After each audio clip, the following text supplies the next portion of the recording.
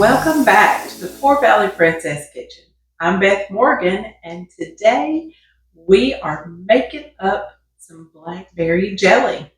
Now, this morning, Craig and I went out on the tractor and we managed to spend a couple of hours picking some blackberries out in the cow pastures, and we came up with several quarts of blackberries. If you have 2.5 quarts of blackberries, you can get those cooked up. You're going to have enough juice to do one run of jelly. And so that's what we're going to start out by juicing these beautiful blackberries by pouring those in a large pot. We're going to cover those up with some water just till they're covered. We'll let those simmer and let those juices come out. Now, about every 10 minutes or so, we're going to give them a mash so that those berries release all their juices.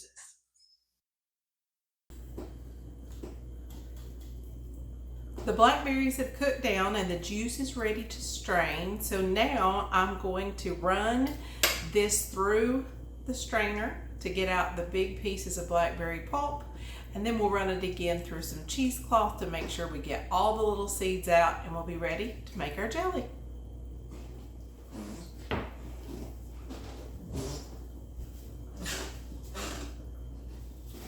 I've strained all the juice out of the blackberries and I ran it through the cheesecloth 3 times just to make sure I got all of the little tiny pieces of seed out. I love a clear jelly with no seeds at all in it whatsoever. So we're going to pour our 3 3/4 cups of blackberry juice into a pot and turn that on medium-high heat because we want that to come to a boil with our pectin. So I have 1 package of pectin that I'm adding to the juice, and we're gonna stir that in and let that come to a boil. Now, while this is boiling, I have my jars in a stock pot of boiling water. They are sterilizing, so they'll be ready to ladle the jelly in as soon as it's done.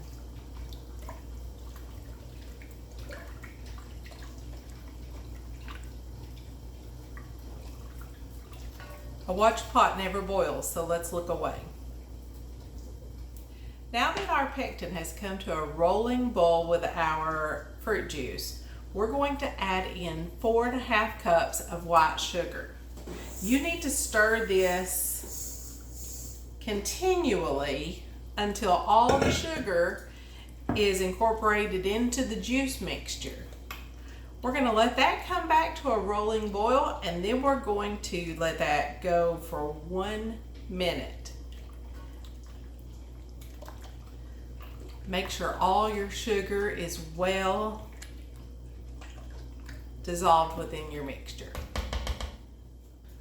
While our sugar mixture is coming back to a boil, we're going to get out our jars and get them ready, because as soon as it boils for 1 minute, we're ready to ladle into our jars.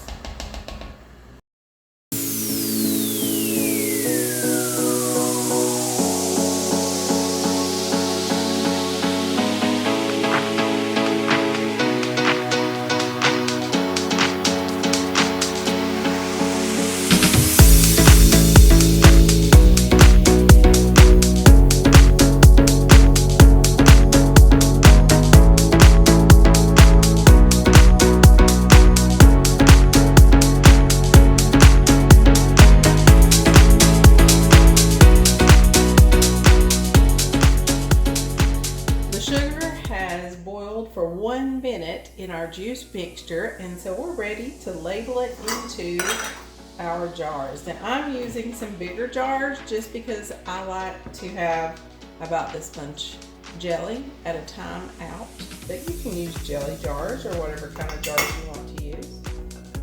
And so we're just gonna ladle this in and fill up these jars.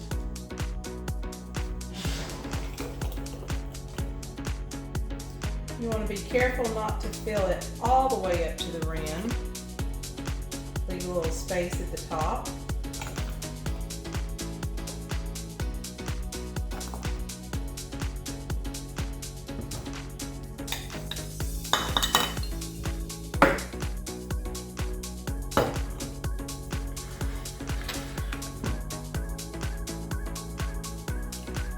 I can already tell as this jelly is cooling on the funnel, it's going to be pretty thick once it cools.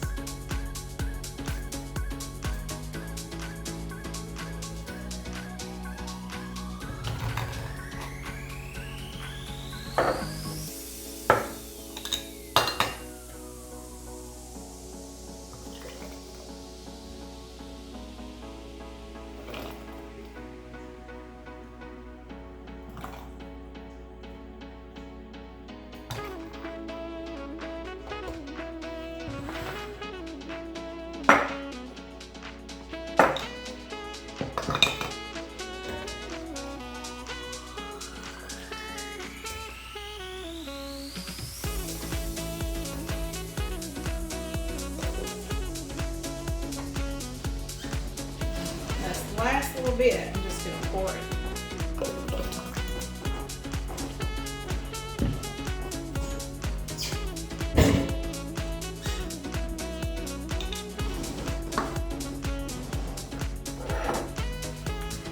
You can see how the foam starts to form at the top, and that's fine.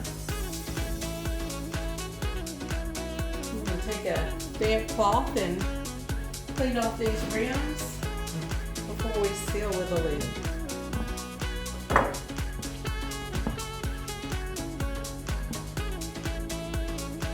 You want to make sure your edges are clean before you put your lids on.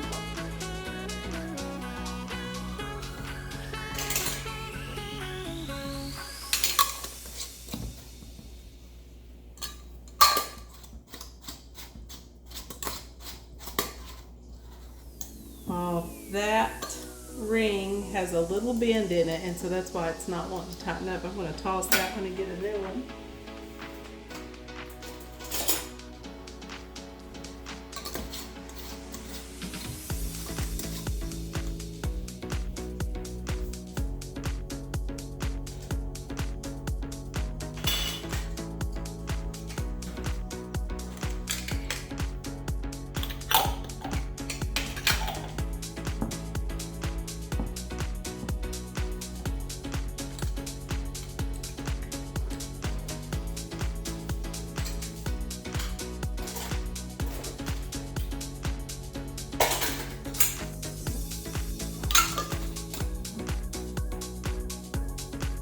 Now we're going to pop these back into the water bath for just a few minutes to make sure it kills anything that might be there, and then we're ready to let them sit out overnight and seal.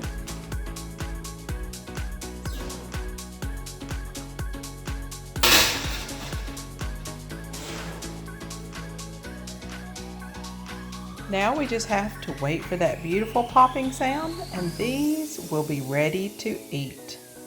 Thank you for joining me today. As always, if you've not, please like and subscribe for more videos from the Poor Valley Princess. See you next time.